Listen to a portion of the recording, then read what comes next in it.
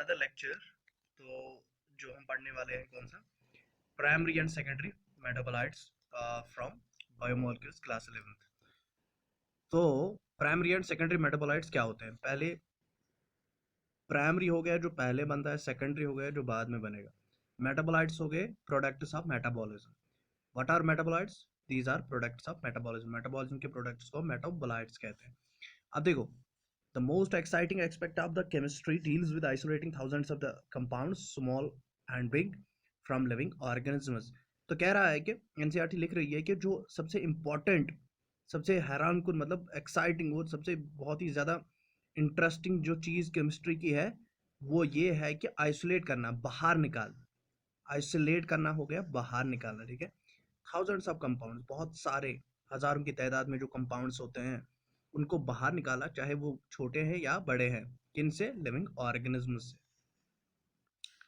Determining there structure, उसके बाद उनका स्ट्रक्चर बांपना, उनका स्ट्रक्चर देखना। And if possible synthesising them, और उनको सिंथेसाइज अगर ये पॉसिबल हुआ तो उनको सिंथेसाइज कैसे करा जाता है वो भी हम जांच लेते हैं। If one were to make a list of the biomolecules, अगर किसी एक को बायोमोलिक्यूल्स का लिस्ट बनाना होगा, such a list would have thousands of organic compounds, तो उस लिस्ट में बहुत सारे हजारों की तादाद में ऑर्गेनिक कंपाउंड्स होंगे। जैसे कि उसमें अमीनो एसिड्स होंगे, उसमें शुगर्स होंगे, या और भी कुछ, for reasons that are given in section 9.10।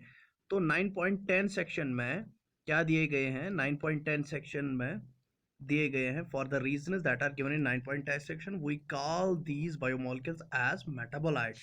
तो 9.10 हम ढूंढ लेते हैं कहाँ पर है, 9.3, और ये क्या लिखा है 9.10। तो 9.10 हम ढूंढ लेते हैं, 9.10 कहाँ है? 9.5 है,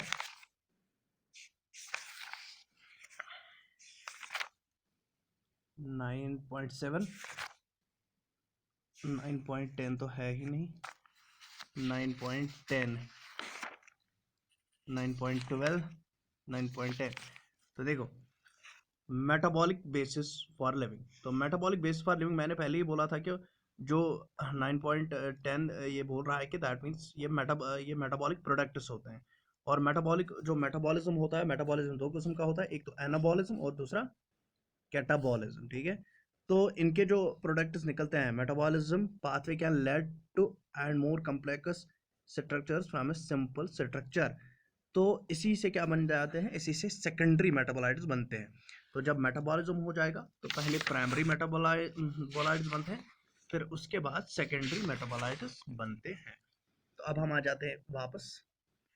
We can call these biomolecules as metabolites in animal tissues. One notices the presence of such categories of compounds shown in figure 9.1।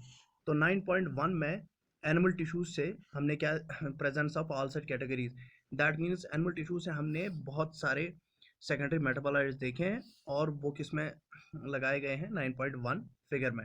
अब 9.1 वाली फिगर कहाँ पर है? 9.1, तो 9.1 वाली फिगर ये है। तो दीज आर द मेटाबोलाइट्स, ठीक है। शुगर्स है, अमीनो एसिड्स है, फॉस्फोलिपिड्स है, फैट्स है, ऑयल्स है, नाइट्रोजन बेसिस है, चाहे न्यूक्लियोसाइड्स हो, न्यूक्लियोटाइड्स हो, दीज आर मेटाबोलाइट्स। ये मेटाबॉलिज्म के प्रोडक्ट्स ही हैं। कार्बोहाइड्रेट कन्वर्ट हो जाएगा ग्लूकोज में, तो ग्लूकोज बन गया एक metabolite. These are called the primary metabolites. तो जो हम 9.1 में देख रहे हैं, these are called primary metabolites. For example, carbohydrate का डाइजेशन हो गया, वो किस में कन्वर्ट हो गया? ग्लूकोज में। अब राइबोस है, तो ऐसे ही क्या होता है, राइबोस भी क्या है? एक मोनोसेकेराइड है, तो ये भी क्या हो गया, मतलब जब कार्बोहाइड्रेट का डाइजेशन हो जाएगा तो पेंटोस शुगर बन जाएगा। इसी तरीके से ग्लाइसिन है, ठीक, जब प्रोटीन्स के डाइजेशन होते हैं, अमीनो एसिड्स बनते हैं, तो अमीनो एसिड्स हो चाहे शुगर्स हो, ये क्या हो जाते हैं? आफ्टर डाइजेशन ये पहला प्रोडक्ट होते हैं जो बनते हैं। फॉस्फोलिपिड्स हो, या कोलेस्ट्रॉल हो, तो कोलेस्ट्रॉल एक डेराइव्ड लिपिड है। और या एडनोसिन, देखो नाइट्रोजनस बेस लास्ट में, मेटाबॉलिज्म के लास्ट में निकलती है, मतलब जब न्यूक्लिक एसिड का ब्रेकडाउन हो जाता है वहाँ पर नाइट्रोजनस बेसिस और न्यूक्लियोसाइड्स निकलती है, ठीक है। तो न्यूक्लियोटाइड्स जब ब्रेक डाउन हो जाता है न्यूक्लिक एसिड्स का, वो न्यूक्लियोटाइड्स में कन्वर्ट होते हैं, और न्यूक्लियोटाइड्स फिर कन्वर्ट हो जाते हैं न्यूक्लियोसाइड प्लस न्यूक्लियोसाइड्स में, और न्यूक्लियोसाइड्स फिर nitrogen base plus pentose sugar में कन्वर्ट हो जाते हैं। तो ये सारे क्या है, दीज आर प्राइमरी मेटाबोलाइट्स। ये तो प्राइमरी मेटाबोलाइट्स हो गए।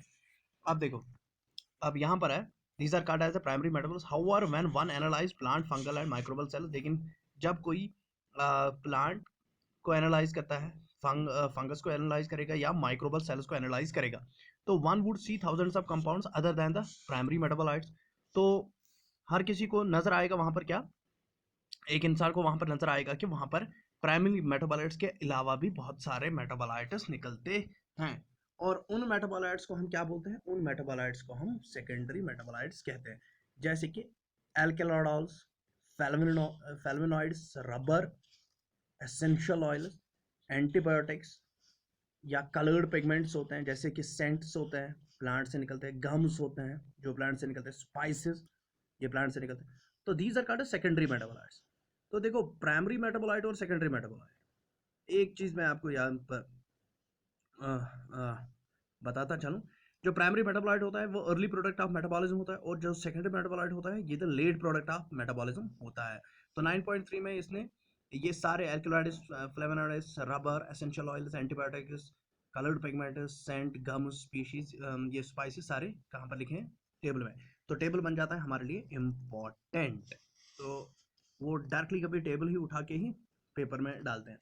पिगमेंट्स है, तो पिगमेंट्स में कैरोटेनॉइड पिगमेंट्स, तो क्या हो गए ये सेकेंडरी मेटाबोलाइट। एंथोसाइनिन ये सेकेंडरी पिगमेंट है, ठीक है, मतलब ये सेकेंडरी मेटाबोलाइट है।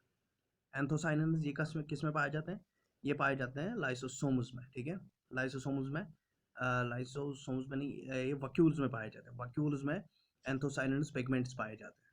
स्टोरेज ऑर्गन जो है वक्यूल्स, वहाँ पर एंथोसाइनिन पिगमेंट्स पाए जाते हैं। कैरोटेनॉइड्स, कैरोटेनॉइड्स आपको पता ही है कि ये क्या होते हैं, सेकेंडरी या एसेसरी पिगमेंट्स होते हैं ये, जिनसे कलरनेस आ जाती है किसको, एक प्लांट को। एल्काइड्स में क्या है, मॉर्फिन है या कोडीन है। तो मॉर्फिन और कोडीन ये यूज हो जाते हैं किसके लिए, they are use in the medicine. Morphine और कोडीन, एंजाइटी, मॉर्फिन, कोडीन ये किस में हो जाते हैं, या कफ सिरप के कोडीन के बन जाते हैं, तो ये हो जाते हैं इन द मेडिसिनल पर्पज में। टर्पेनॉइड्स, मोनोटर्पीन्स, डाइटर्पीन्स, मोनोटर्पीन, डाइटर्पीन्स ये भी मेडिसिनल एज एज जो ये होते हैं, दैट मीन्स कॉस्मेटिक्स, इसमें यूज हो जाते हैं। Essential oils, lemon grass oil etcetera, essential oil है ये। टॉक्सिन्स, एब्रिन है, रेसिन है, ठीक है, ये टॉक्सिन्स है। और उसके बाद है लेक्टिन्स, लेक्टिन्स है कॉन्वेक्टैलिन ए। तो लेक्टिन्स हमें पाए जाते हैं कहाँ पर, जो न्यूक्लियर मेम्ब्रेन होती है, न्यूक्लियर मेम्ब्रेन में हमें लेक्टिन्स हम देखते हैं वहाँ पर। तो उसके बाद ड्रग्स है, विनब्लास्टिन, क्यूरक्यूमिन, ये है ड्रग्स। और polymeric substances, rubber, gums, cellulose. तो रबर, गम्स और सेलुलोज भी क्या है, ये पॉलीमेरिक सब्सटेंस है, and they are also considered as the secondary metabolites. अब देखो table, why the primary metabolites have identifiable function and play roles in the normal physiological process.